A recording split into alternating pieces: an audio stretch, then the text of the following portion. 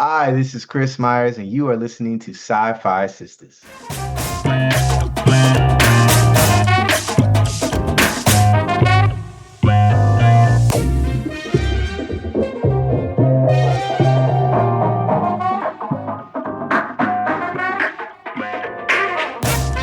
Hey, everybody, welcome to the SyFy Sistas podcast, where we give you our point of view. I'm Sister Tamia, and today I'm joined by my sister, Fran T. That's right. How y'all doing? And what's happening? What's happening, Franny T? Big whoop whoop for Sabrina. That's Sister right. Yvette can't join us today, and she's pretty sick with it, and so are we. We miss you, Sister Yvette. And, but we've still got a great show, like always. Yes. All right. We are so excited because we were first introduced, us Trekkies were first introduced to this young man in Strange New Worlds. And we freaked out because we're like, another Black person in medical bay. Woohoo! Brother, the nurse. And then we learned that he is super talented outside of Trek and doing the thing, and we're super proud of him, and we are delighted to have none other than Chris Meyer, aka Nurse Gamble, here on the show with us. What's up, Chris?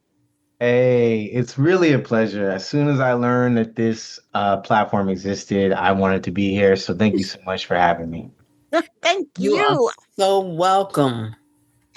We are delighted. It's been a long time in the making. And that's just like how you know people are simpatico. Like you told us that you were like, wait, why haven't I been on the show? Like everybody else has been on the show. Like they didn't ask me.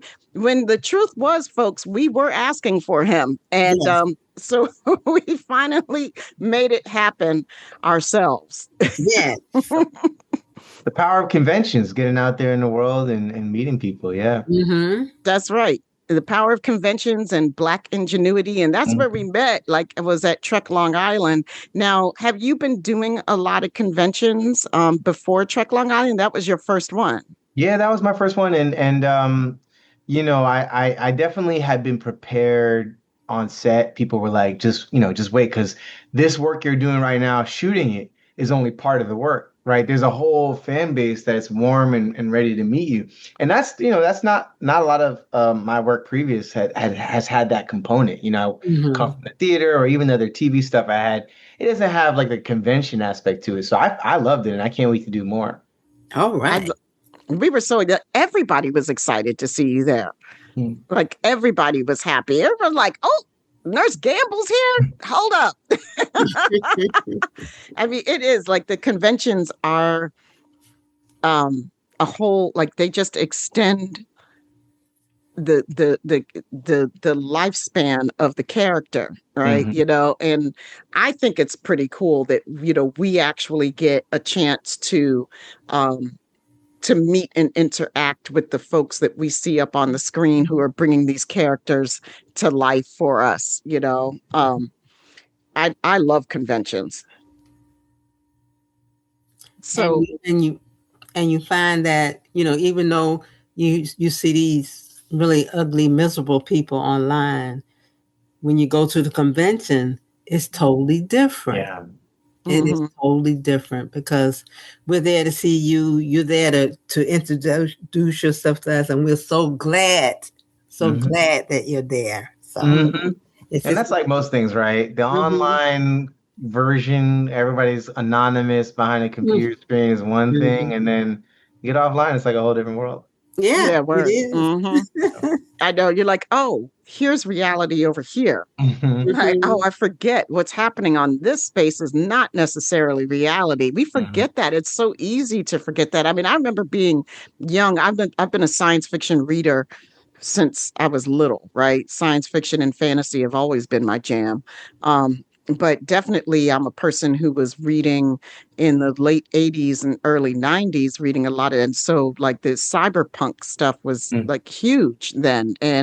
Um, and it was asking these questions like, what is this reality? And, intellectually, I can understand the concept, but I'm living it now. What these writers were trying to point out, how easy it can be to be duped into this separate reality that isn't the actual reality that we're living and breathing every day.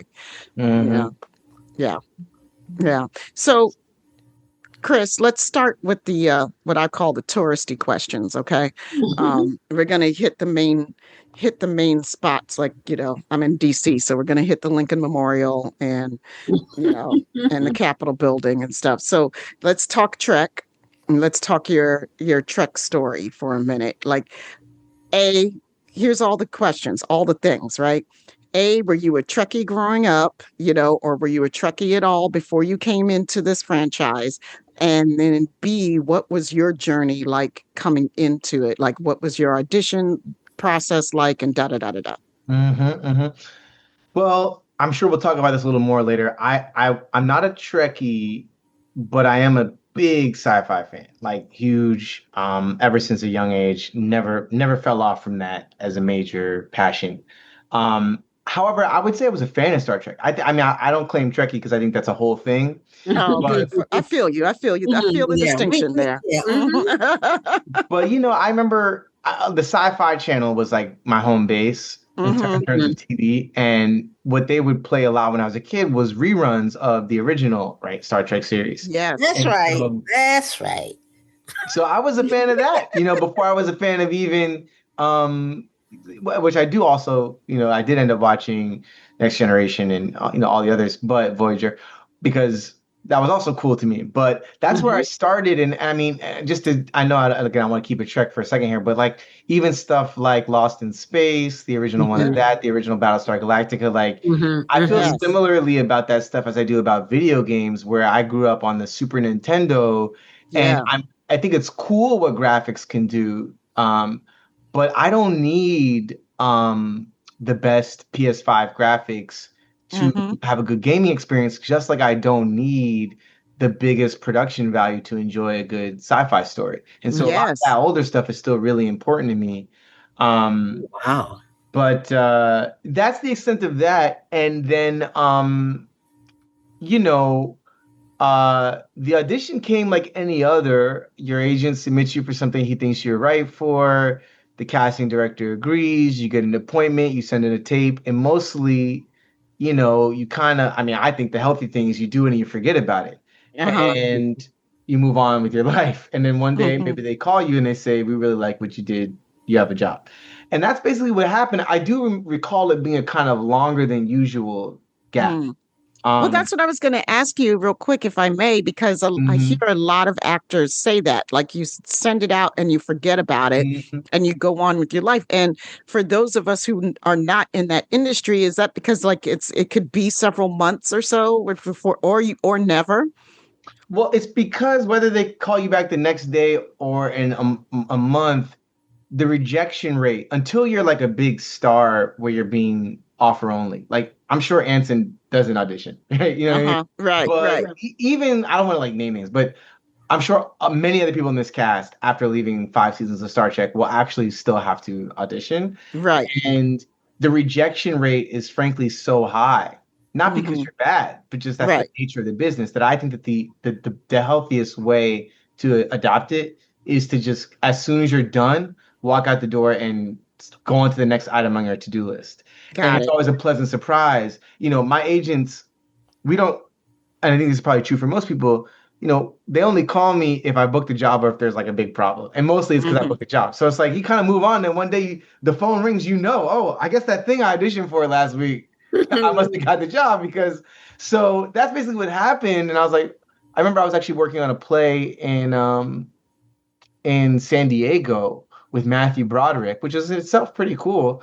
And I just remember I got a call, like, but at that time it's been so long that I actually didn't know. I thought maybe there was it was the problem version, not the job. And they were like, that Star Trek thing, you got it. So, it was really cool. I didn't know much about what the job was going to be, because the sides they give you.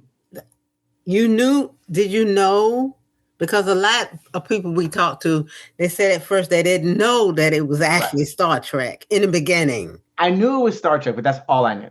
None of the characters had the real names. The scene was kind of like ambiguous, It was definitely Gamble-esque, but none of those words that I said in the audition ended up making it into the actual show. Things. Yeah. Oh, Oh, okay. okay. Yeah. So that's kind of the audition story. I mean, showing up on set was just a dream. I mean, to connect back to my love of sci-fi, sorry. Yeah.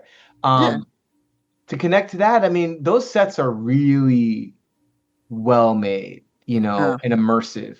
And when you step in, I mean, from the outside, it looks like a bunch of like electronics and wiring and plywood. But once you step in, like once the doors open to any given location, whether it's the bridge or the med bay or whatever, and it closes, you're really in there.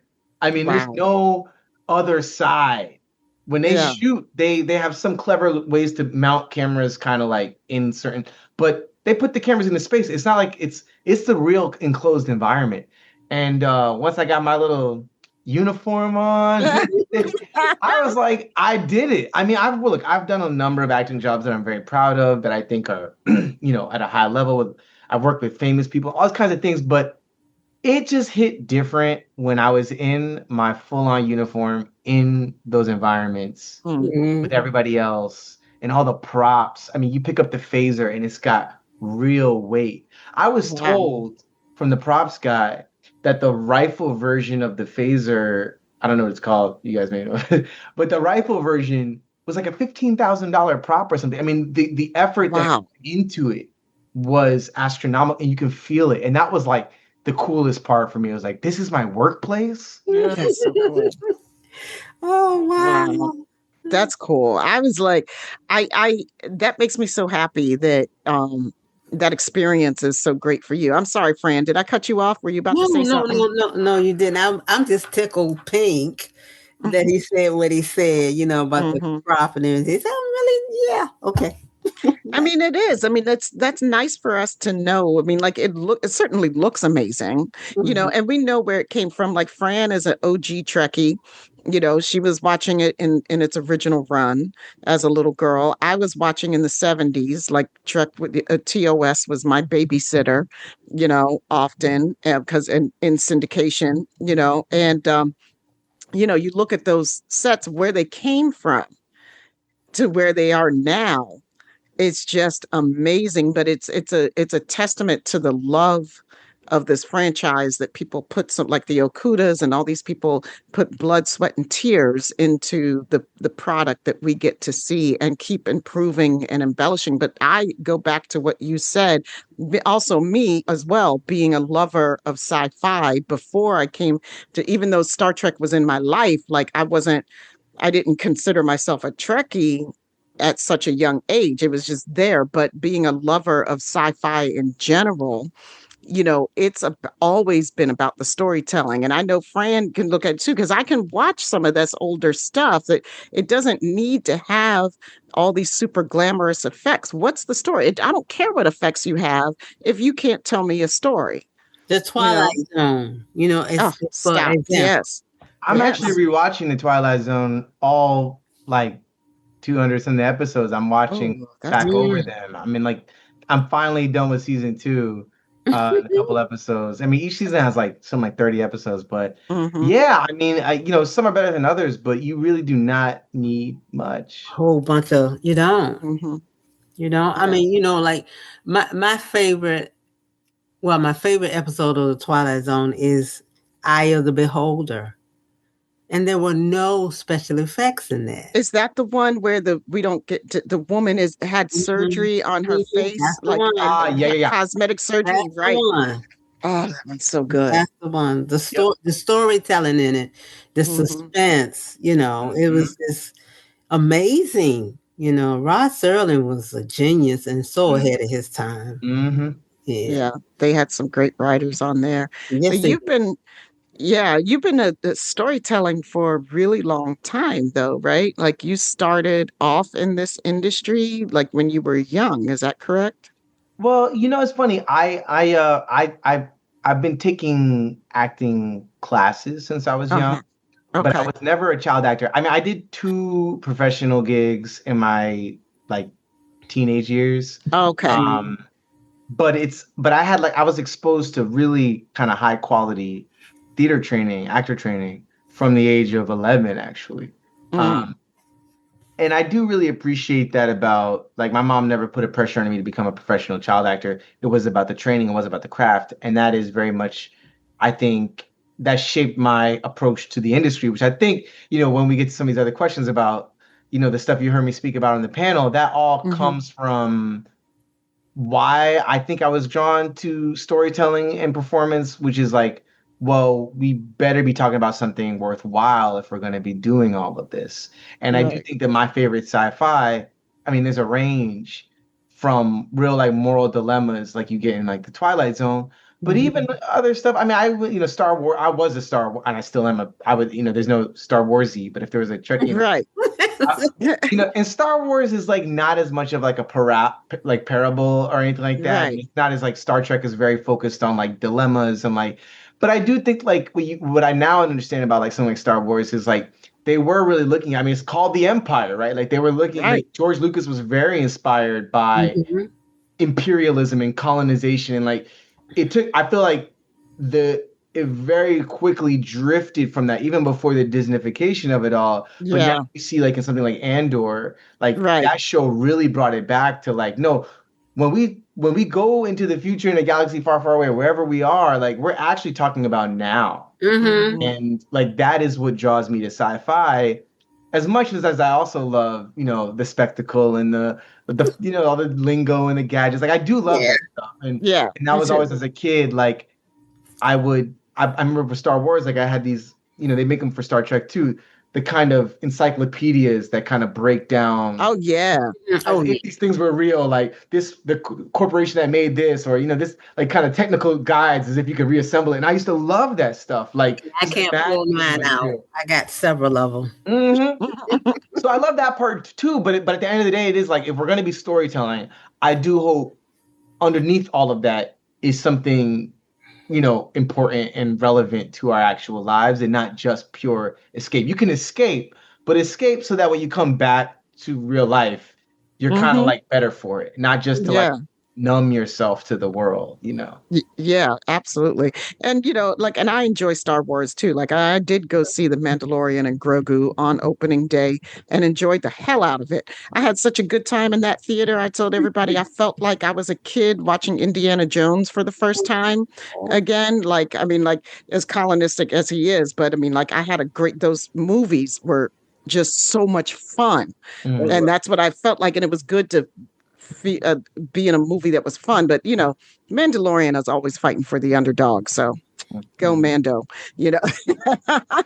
But let's get into some of these things because like we might as well because what I heard when I really started to like, I started to go, oh, this brother is so deep. And you're like at a panel, and you're answering questions, and there's the surface question.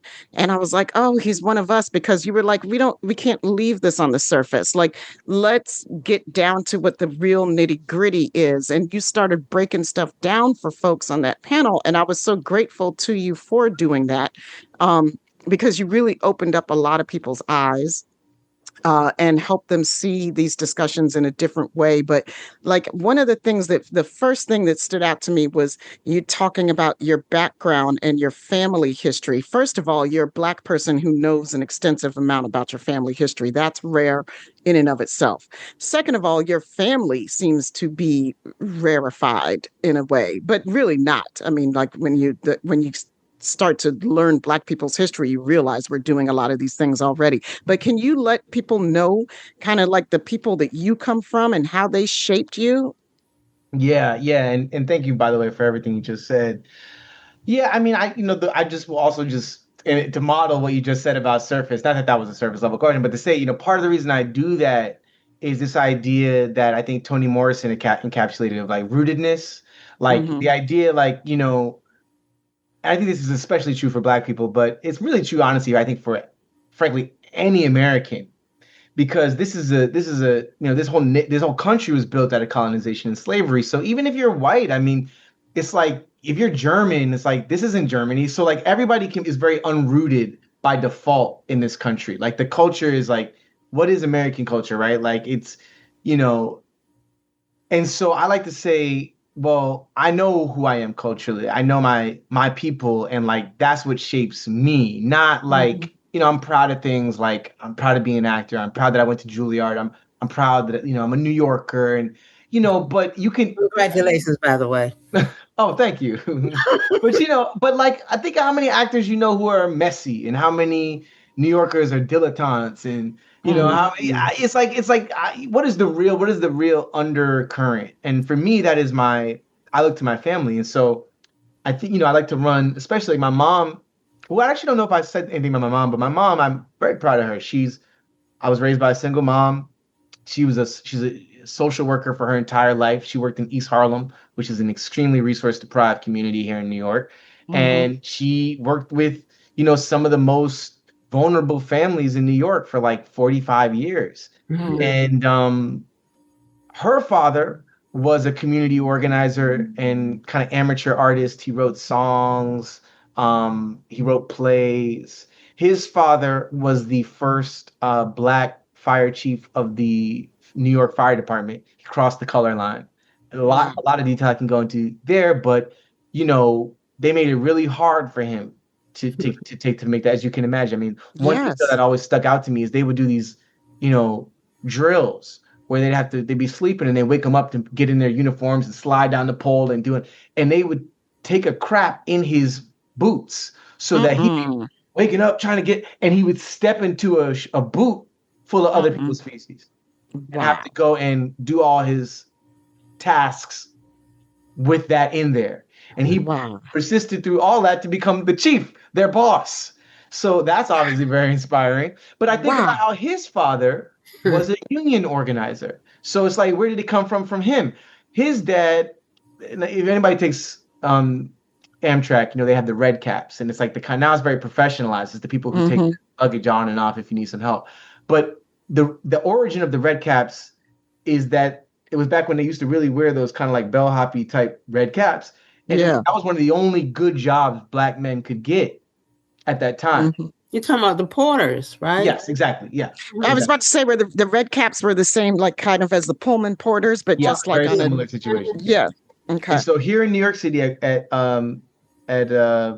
Grand Central Station, my great grandfather was the fire chief. My great great organized his fellow Red Caps, and they called him the chief of the Red Caps. So my Wow. Chief Wesley Williams was my fire chief great grandfather, but he had a chief and his dad who was the chief of the Red Caps.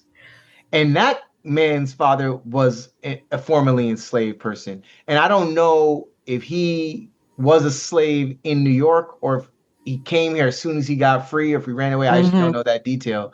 But my family goes back 5 generations in New York, Mm. right? We all a New York City family. So I look at that and I just think about that. Like I'm not, and I yeah, I mean I would say like none of these people like there's no money in any of that. Like my family don't have no money. They're all working class people, but they kind of made their way and decided to be leaders and courageous and like that's basically I'm gonna act, but I'm gonna carry that. I'm gonna be rooted in that tradition of leadership among, you know, black people, but frankly, all working people. Because I think that's what, Mm-hmm. that's in 2026 and how intermingled we are. For me, the focus it is broad in that way, but it's specific and broad at the same time, I should say. You That's have that leadership, you have that DNA leadership in you. Hmm. You see, mm-hmm. but you can be but who you are. Hmm. So that explains a lot. Thank you for that. Yeah, that's really I love the concept of the rootedness that you were talking about and Mhm. being unrooted and like I just think about like I think about like Skip Gates's show, like um Henry Louis Gates, finding your roots. And I mean it's a big concept for all of us. And I'm grateful to you for saying how you did because I often don't think about America in general being unrooted. I definitely always think about it in terms of Black folks, like that we're uprooted and unrooted. Um, but you're right, everybody is in this country except for Native Americans, and even Exactly. they are to an extent because they've been uprooted off of their Hmm. land and you know. Mm-hmm. But that's a concept that I'm going to be thinking about for a minute Mm. now, you know. But I find like, I mean, so you found yourself um as a young man, like you were interested in the craft, but you weren't pushed to be a child actor. You were able to basically make that decision for yourself. What was that process like for you? Were you entertaining other ideas of other things that you wanted to do, or was it an easy decision for you?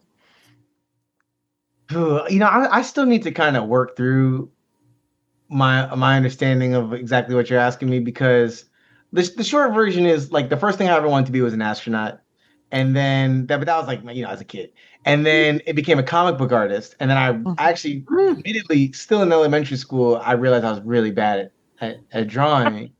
Um, so you know I kind of didn't really take, and my mom you know she always wanted me to have stuff to do, so I went to this place which I speak of a lot called Harlem School for the Arts in Mhm. Harlem. And you know, I kind of bounced around drawing. I did piano, I did conga drum, and eventually I kind of landed in acting. And they just like that stuck. I actually wanted to keep going back. So she was happy because I had my like weekend activities kind of set up, and Yeah. then I was happy because I was actually was enjoying myself. But Oh, Mhm. okay. that was 11 years old, and here in New York, we also have this high school called LaGuardia High School, which is a performing Okay. arts Mm, high school. It's Fame, the Fame movie that Yeah. Okay. Yeah. is based I've on Mhm. heard of LaGuardia. it. So I went there, but even still, that's just high school for me. It's high school with some fun extracurricular activities built in, but it's just high school. But I did see a production of a Shakespeare play at Juilliard when well, I didn't see it. I was actually in it. The students at Juilliard needed an actual kid to be in one of their productions, and it Mhm. wasn't a big thing. But I got word of it. I auditioned, and they let me join. So I would leave school and run across the street to go be in rehearsal at Juilliard. And it was, but even still, that was just because, like, okay, acting is fun. But that was Right. actually the moment where I saw them do how they did. It was Richard III, which I had no experience with Shakespeare, but I was like, wait a minute, this is incredible. Like, I didn't know you could be this good at acting. I didn't know Shakespeare could be this good. I was like, Mhm. I need to do this. So Mm. at the age of 15, I basically started to take acting really seriously and decided my goal was not to become a professional. My goal was to get into Juilliard. And I just spent the next 2 years, I guess, figuring out how to do that and audition. And then, you know, it ended up working out. Wow. That's beautiful. Like, because it was really organic. Hmm.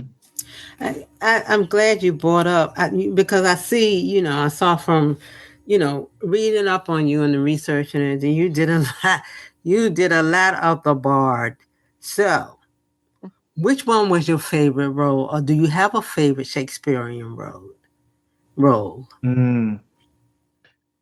Yeah, you know, I don't. One thing I wanted to say, and maybe I'll just put this out in the universe, is I haven't been able to do as much Shakespeare as I would have liked to professionally. Like I did a Mhm. lot at Juilliard, and I've Mhm. done three professional shows, three or four professional shows. I think four.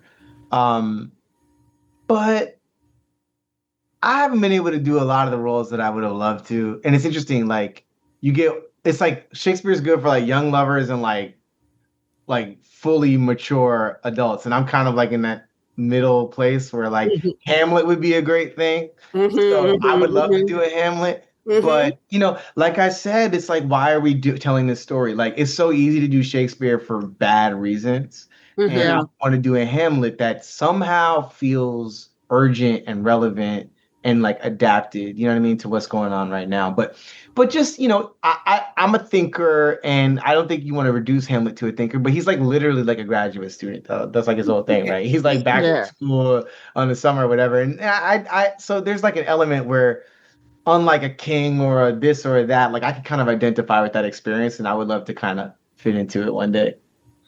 And I maybe think that's even, amazing. mhm, You're Go ahead, Fran. I'm sorry. What?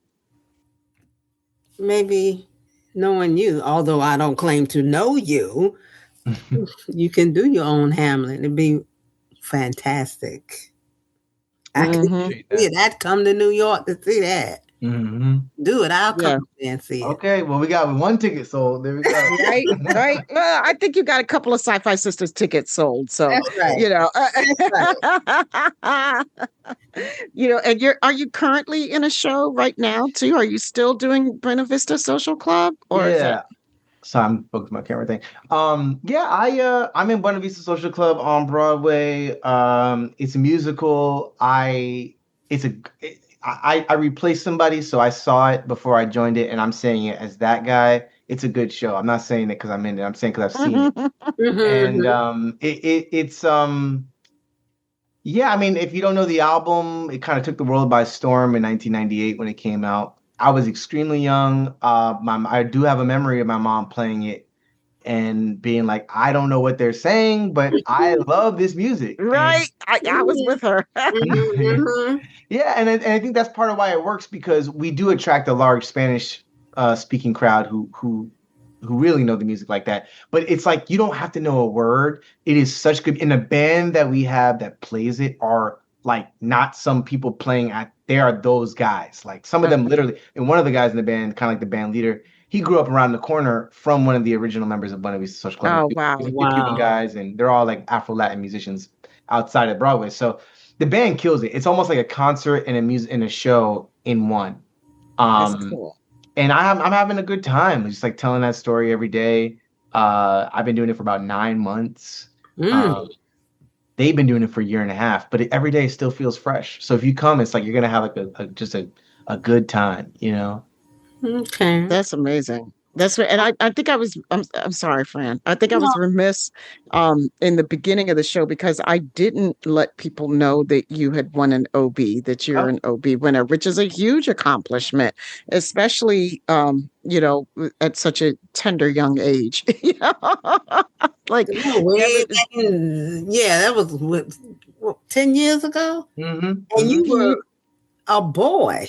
yeah. I was only a couple years out of school, and Yeah, I don't mean a boy in the sense of, but I mean, you know what I mean. yeah, no, it was my first off Broadway show. I had Yeah. done Oh what my you call God. off Broadway, and I had done Mhm. regional. So I done shows outside of New York. But as far Mhm. as like a main stage New York production, that was the first one. I had Mhm. no expectations about it. And it was actually it was a play called An Octoroon, which is a really I mean it's one of the most well-known modern American plays by this guy named Brandon Jacob Jenkins, Mhm. who is a genius. And I've worked with him now on 3 shows professionally, which might be the record. I love his work. And yeah, I mean, it kind of started my career because when you win an Obie like that, people start thinking, okay, this guy must know what he's doing, you know? Yeah. Yeah. Yeah. I Well, love the, I love congratulations on that too. Thank you. Thank you. You Yeah, know. definitely. Like, I mean, I don't know w- anything really about that play, but just the title itself, Octoroon, Uh-uh. made me look up, and I was like, I need to find this and try to read it, or try to see somewhere, or like see if I can find it somewhere for me to see, even though like there might not be a production of it going now, but I might be able to, it's the modern age. I can look on the Yeah, internet. no, it's published. It's it's a provocative play. So I'll just say, just to nerd out for like a bit, The Please. Octoroon was a play by a guy named Dion Boucicault, That's who what I'm familiar with. exactly, yeah. And that play actually was really famous when it came out in like the year 1900. Now it's considered a classic, I guess you could say, but people don't really do The Octoroon anymore. It's read, but it's not performed because it's very Mm, dated. It's okay. problematic. But so Brandon takes this play and he adapts it, but he kind of adapts it.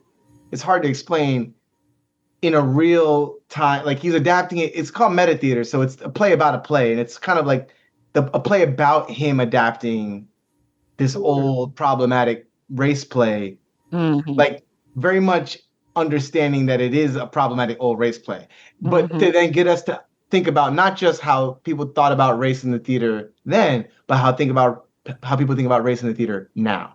Yeah. The problem is that in doing that, because the source material is so problematic and all, it is a very, like I said, provocative play. Mm-hmm. And I mean, I was in whiteface for a good chunk of the play because Mm. I was playing white characters, but I was doing it like not like Hamilton, where those guys were like slave owners and colonists and stuff like that. But it was just you get black and brown people just kind of like not really it just is what it is. They're in fancy uniforms. But we were like, what if I put on this blonde wig, this white face paint, like this Right, crazy like voice? almost like Exactly.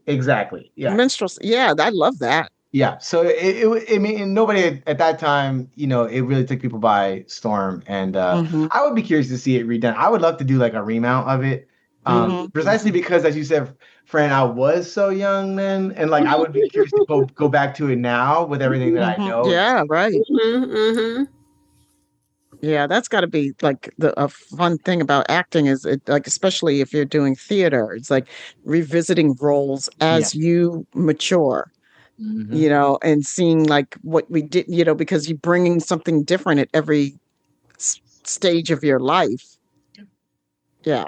It's so cool. I mean, like I'm in awe of actors. I think like, I mean, I'm in awe of the craft. And the more I get to talk to people, the more I really value this form of storytelling. Cause like I like to write. I'm not a professional writer by any stretch of the imagination. Like I've never been published. It's just a thing that I do that I've liked like most of my life. And I will geek out over different authors and different writers and stuff, but I love just talking about different ways of storytelling. And one of the things that I think is super valuable about acting, like for other storytellers, is like the methods of acting really take you really nitty gritty into the stuff that you're like. It's beneficial for all types of storytellers. That's why I'm always so interested in hearing actors geek out about their craft, because I can learn something from it. I can learn something from the approach that you're taking to get in to do what you need to do. Hmm. Yeah. Are you a big acting geek now too? Like, do you really like to nerd out about it? Yeah, in some ways, yes. Actually, in some ways, yes, in that I'm very craft driven. Like I don't like certain you find it more so in TV film. Um, there's certain people's process which is very just about like getting yourself worked up and just kind of throwing yourself into it something. And for me, what they teach you kind of day one at Juilliard is like there are certain roles that for whatever reason you're just so well suited for. You're not gonna have to work hard. It's just gonna kind of lock in. But that's not gonna happen most of the time. So what do Mhm. you do to be good always? And that's where, craft and technique comes in. And so I just love that because especially when I'm doing a play, like I said, for 9 months, you have to figure out how to be able to give a grade A performance every day, no matter what. You're going to be carrying all kinds of things into the building, and I've managed to create a process where I've been dealing with something this past year that's been very stressful. My home has been stressful, not because of Mhm. anybody in it, but because of building related issues, and it's been extremely stressful to be at home in a way that it's been really difficult. And I've constructed a process that even allows me to come to work and actually be in some ways more at ease than I've been able to be at home, because that's where my Mm. craft starts kind of changing my whole molecular kind of outlook. Like I have to rebuild myself from the ground up so that by the time I walk out on that stage, I'm a performer. You know what I mean? I'm not Mhm. Chris with all my burdens and this kind of thing. So I really love craft. I mean, I think it really, in some way, like it saves me. You know what I mean? Yeah. Yeah. That's the way that I think I geek out about it all. That's Yeah. beautiful. Isn't it? Isn't it? Yeah. I want to that's so many things. Okay, I just got to slow my brain down for a second because like you make me think about like pop, pop, pop, pop, you make me my brain popcorns, and that's the way I call it, like because it goes from topic to topic to topic when somebody's saying a bunch of stuff that is resonating with me and making me think about other things. But um I want to come back to there's a progression here. I want to come back to like some people and or things that were role models for you, and then how that's come out in your life, and ask you about the youth theater that you were doing, and I don't know if you're still doing it, and that work and how that's all related, yeah, because very much see it as a progression. I'm seeing a direct correlation from the people who raised you and how you were raised, and and then your influences into how you are putting all of that into action today, which is really what made me start to really admire the man that you are, because we talk to a lot of people who just want to be in front of people, and that's it. That's their main goal. Like, I want to be famous. I'm like, okay, well, you're getting there, and that's great. But they're not necessarily interested in doing anything with their platform. Mhm. And what I'm seeing in you is somebody who's very invested in doing something with your platform. And even if you don't have a platform, doing something, period. Yeah, I mean, as far as role models, I'll talk about Paul Robeson in a second because that's definitely probably number one. He's But an what occurred? apex. He's an apex. Yep. And I think, more people need to know who he is and why he is what he is. But it's funny as we're talking about theater stuff, and I'll talk about the other work that I do with youth and stuff like that. Anton Chekhov, the writer, Mm-hmm. known for his plays and his short stories. Mm-hmm. I'll never forget one of the things that I learned about him when I was still in high school, so probably around 16. I remember I read the introduction to one of the volumes of his plays, and it told you, a little bit about his life. And one of the things that it mentioned was he was a doctor. He was like a practicing doctor. Oh. He just happened to also be one of the most important writers that Russia had ever produced. But when he was not writing, one of the things he would do is he would go into the poor, and Russia at that time was very poor, so pretty much Yeah. anywhere. He would go into the poor areas, construct these flagpoles, and he would raise these flags, and it was basically like the medical cross.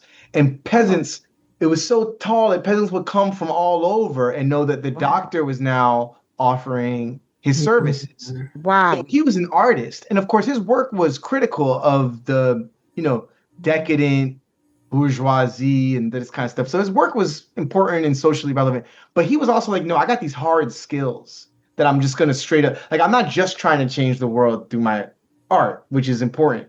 I'm also going to change it directly with my hands using hard skills that I have. Now, I when never I talk about knew. Chekhov and Paul Robeson, I'm like, I don't have, these men are all, they have skills that, but what I do think I have outside of acting, I do think that I can talk to people, and it's related to acting. It is different, but I can really level with people. I can get them to feel comfortable and seen. And so, like, all throughout my career, it's been important to feel like, as much as I want my art to be useful, I want to make sure I'm also doing things when I'm not making art. And one of those things has been, for instance, mentorship. Now, I haven't done this in a while, but yeah, I mentored you through this program called Plot. And this is, I would take kids to my shows. And then we're talking about, by the way, kids who grew up in Brooklyn, maybe 40 minutes from Manhattan, who had never stepped foot in Manhattan. And they're coming to Manhattan and they're like, whoa, like, they've maybe never even really left their neighborhood. And they're like, seeing, it's still New York City. It's still just 30, 40 minutes away in the train. You don't have to transfer. But they had never had an opportunity to go. And now they're experiencing what is essentially, it's like, a whole new world, even though it's literally the same city. And I'm talking to them. I mean, one of the most, I know a detail, but it's very touching to me. I remember I'm eating lunch with one of my mentees, and like, we got fries with garlic aioli, and he just like, garlic aioli changed his life. He went home, oh, we gotta make garlic aioli. I mean, it's the little things, you never know what's gonna stick. You know what I mean? But that's a memory for him.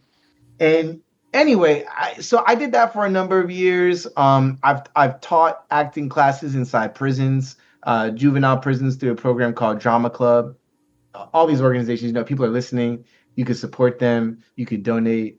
But Drama Club goes into both juvenile and adult prisons. I went to juvenile prisons.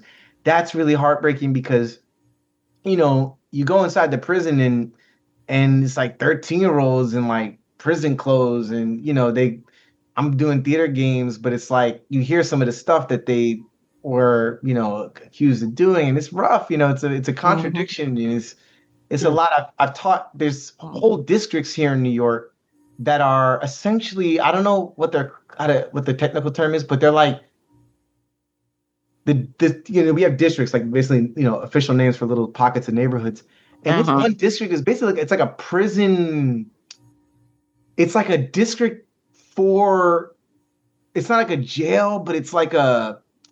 I don't even know how to explain it, but like you live in this district if you are being essentially administratively watched, basically. You know what I mean? And Wow. like teaching there and just being able to like level with these kids Wow. and see them, because I was not that bad, but I was a bad kid. I mean, I was literally in timeout the last day of elementary school. I'll never. Everybody's watching a TV on the big Wallace and Gromit VHS on the big rug, and I'm on timeout. I mean, I was a bad kid. You know what I mean? So like, I know how to talk to bad kids, and and just like and being black and being a black male, obviously it's very important for the black boys, but even for the black girls, it's just like being.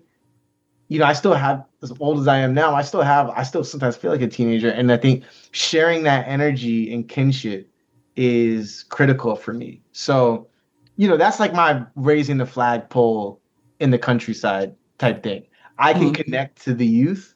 I can be a role model, not because I'm preaching, but because I just can kick it and be normal. You know what I mean? Right. And actually not try to tell them what to do with their lives, but just be an example and connect. Like, that's my skill. So I try to use that as much as possible. I love that. Works. That works. Be an example. Don't preach to people. Just be an example. And eventually people will follow you. Mm-hmm. I believe that's for the longest time. That and the connection. Like people need to just be listened to, be seen, be heard, without, like you said, trying to fix it. Somebody trying to fix everything all the time. Sometimes you just got to say the shit, like I just need to get it out of me. Sometimes I don't know what to do in my life. So I certainly can't tell you what to do with yours. I'm older now and more experienced, but sometimes I don't know. So you need it. No, no. Yeah. That's really good because I mean, like it's a really important skill. I don't necessarily possess that skill, and I always thought that I would. Like I worked with kids a lot when I was younger, but as I got older and I didn't, and I don't have kids too, I feel very removed from kids now. And I don't feel like I can I relate in a really positive way all the time, but I try, but it depends. So I think it's such a valuable skill. Like I remember the people who spoke to me and looked at me with respect and like I was their equal and just, they didn't try to fix anything, but we had real conversations and, they didn't try to tell me I was right or wrong, but they posed probing questions to me. And they made it a safe place for me to actually think about these things and speak, and be vulnerable in those spaces and say, I don't know, all of those things, super powerful. I love it. I love it. So I think we're getting close on time. So, and I want to be respectful of time for sure. What is on the rise for you now? Like you're in the show. Is there anything that you can talk about that's coming up that you can talk about? No, actually, the only thing that's coming up is I'm just gonna be in Buena Vista Social Club for a while. We love So that. folks are in New York, come on, check it out. And we have, in theater Broadway shows, we have the stage doors. So after the show 90% of the time, I say hi to everybody who comes and sign things. So that's also, I know, at the conventions, the big thing is to try to get, complete the autograph signing. So if you catch me at a stage door, I'm happy to sign whatever. That's a great little tip there, y'all. I hope Mhm. y'all heard that. Yeah, You make look a up little. and you see a Vulcan. They'll be like, Could you sign my all your bill, please? all your castmates will know that they're there for you, right? Like automatic, Chris, come get your Trekkies out here, boy. Well, okay, Sign it. I know one thing before we go. I really wanted to say, like, one of the things, it made me so happy, not just to see another Black person in medical bay, but it was two Black men together Yeah. Mhm. Mhm. in med bay. I Mhm. mean, how huge is that for us? Did you and Babs, like, were you guys talking about this at all? Like, I or don't was think it that on the radar at all? I don't I don't I don't think that we directly talked about it, but I think it was definitely something we both understood was happening. Yeah, we can do Um, that. Mhm. and frankly, with Celia also, I mean, because Mhm. we didn't have Yes. as much together, although, there's this great picture when we weren't rolling. We were both kind of in the monitor when they were setting up the shot, and this was before we go into. Oh my God, I'm so bad. So bad. Oh my All God. right. What was the name of the planet where Gandalf Oh, actually goes in before he gets his eyes blown out? yeah. I mean, like that planet, Yeah. girl. Yeah, I mean, I Yeah. said, girl, but we are just as bad. Like, Yeah. I will have to go on to my memory alpha and be like, what was it again? Yeah. Yeah. If Yvette But was here, she'd be calling it out. But yeah, yeah. but we were just kind of at the door, they were lining up a shot and we both kind of like put up our Black Power fist and then she took a photo of it, you know what I mean? Yes. So look, stuff like that, we wish we had more, to do together, but that's what I'm saying. I think we were definitely aware of that. And I think it shows up, in the trust and the comfortability that speaking of Babs, like just instant trust and kinship, I think that Mhm. felt for sure. Came We can through. do that. We can do that in any situation, and we're in a room, whether it's acting or just in a room in a conference somewhere. We kind of can look at each other and say, because Yeah. and that was one of the roots of the SyFy sisters. We were in a Mm. room together. We hadn't even named ourselves yet, but we knew what was Hmm. going on. Okay, Mhm. Yeah. so Yeah. there you go. Yeah. And I, like, daggone it, it happened again. I had a point and it was gone. It was gone. It was just, oh my gosh. It was kind of with you guys in the med bay and Celia, and oh well, maybe it'll come back to me, but it's clearly not coming back to me that soon. I mean, I just think I love the fact that you guys were in there together. The level of trust that you were talking about and the understanding between you all, that really came through on screen for us. Oh, I know what I wanted to say. That, like, hopefully, I mean, and hopefully you could be one of those characters, one of those actors who comes back into Trek in a different role. Like, there's a whole Mhm. thread on Reddit about you coming back in different roles. And, like, it was like, oh my God, love that Nurse Gamble. Oh my God, that actor's so good. And, like, I can't believe they killed him, because I couldn't believe that they killed you. Like, I was so pissed. I I was was so pissed. pissed. I was pissed. Oh my God. I was like, what am I? Did I suddenly go to Picard? I thought I was watching a different show, because Picard killed all the damn Black people except for Rafi and Michael Dorn, like, but everybody else who was Black got killed on that show pretty damn The quickly. first 3 episodes, 3 Mm. Black folks got killed. Oh my God. It was just they were killing Black people all over that Left damn and show. right. It pissed me off. So, I was like, so then I'm like reading this thing on Reddit, and they're like, yeah, maybe you can come back and be like the Black Jeff Jeffrey Combs, Yeah. like just point. And I'm like, I'd be down with that. Would you be down with that Oh to come yeah, back? I told one of the executive producers, I was open to it, and he was like, "Really?" And I was like, "Yeah, really." He seemed shocked that I was offering. I was like, "Yeah, no, because it's such a good time." And actually, not to open a can of worms, but you know, m- I actually have a lot of background as a character actor, which, Hmm. to be completely honest, I don't think there's not that many black character actors, True. especially. I mean, I don't think male or female. Like, it's just, I don't know. I feel like when you think of like people who play all kinds of weird roles, it tends to be, white people. And I don't know, we tend to get looked at in a very specific. I mean, even if you're successful, you kind of get put into a narrower box. Hmm. Whereas I love adapting. I mean, Gamble got to show that by transforming into the Vesda. Uh-huh. So I would love to kind of keep showing people what I can do. In a sci-fi context by playing something else. So We they would know where to love to find see me. it. Yeah, we would love to see it. But the Sci-Fi Sisters are pushing for that. You Damn know, right. we're pushing you for you to be at more conventions.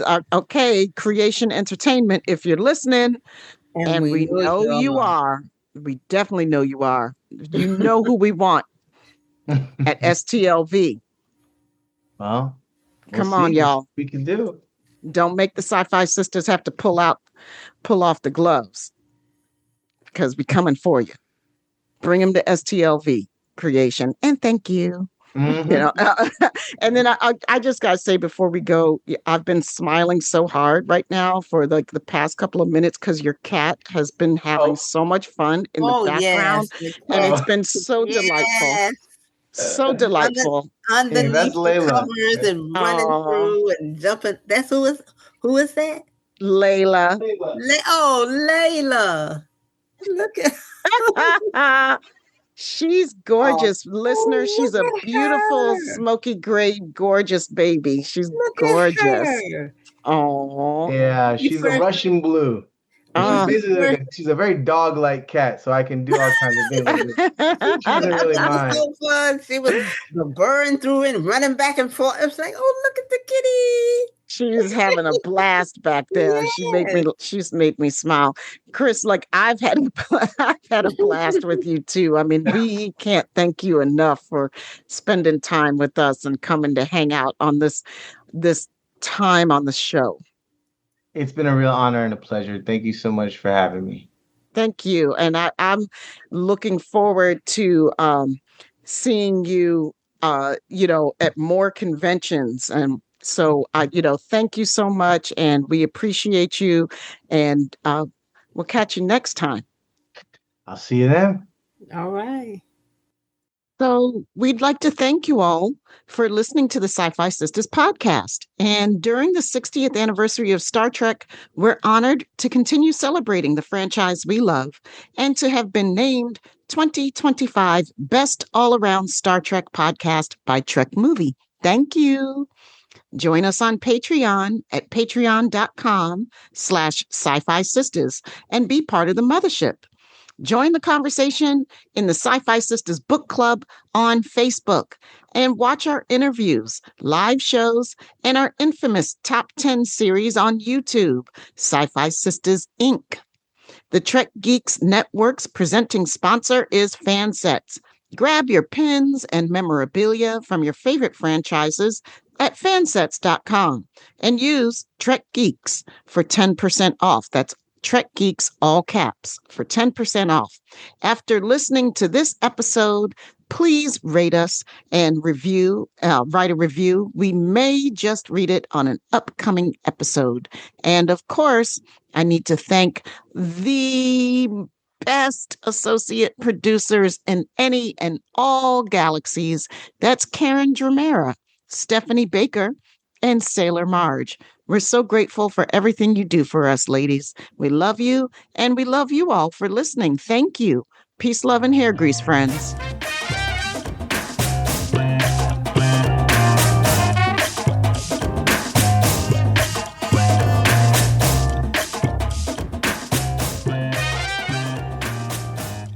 Before we go, we want to share something special from our friend Tawny Newsome.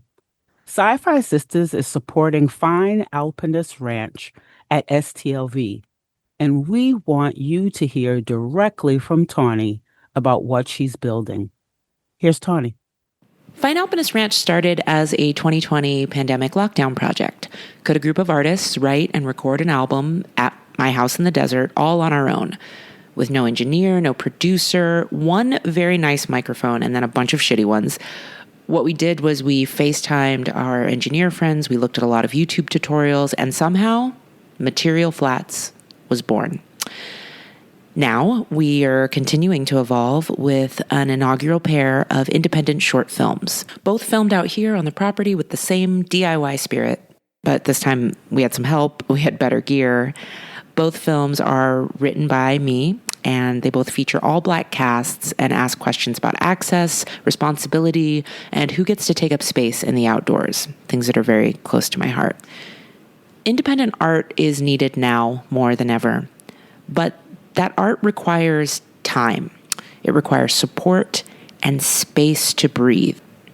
These are luxuries most artists do not have as they grind away at the task of just basic survival. In addition to producing films, podcasts, and music, Fine Alpinist Ranch exists to carve out that space for any artist who needs it. Through creative retreats, writer's hangs, basic nature therapy, aka just coming and sitting in the desert and not having to go to a bone-crushing day job every day, the ranch aims to become a creative home to the overworked and overwhelmed indie artist, all at no cost to them. Rather than ask artists to pay for access, we're building a community that helps make the space available to them. Look, at the end of the day, I'm not like an economist. I am just a comedy girly who likes Star Trek, and I can see that everyone is burnt out. So I guess you could say this is my best stab at a socialist utopia where we work to better ourselves rather than toiling away at basic survival. I don't know. Anyway, thank you for the interest. Thank you for the support. And thank you as always to my sisters for having my back. Okay, guys, make art, build community. It's all we got. A limited number of Fine Alpinist Ranch supporter seats are available for our STLV Patreon thank you dinner. You'll find the link and all the details in the show notes. We'll see you next time.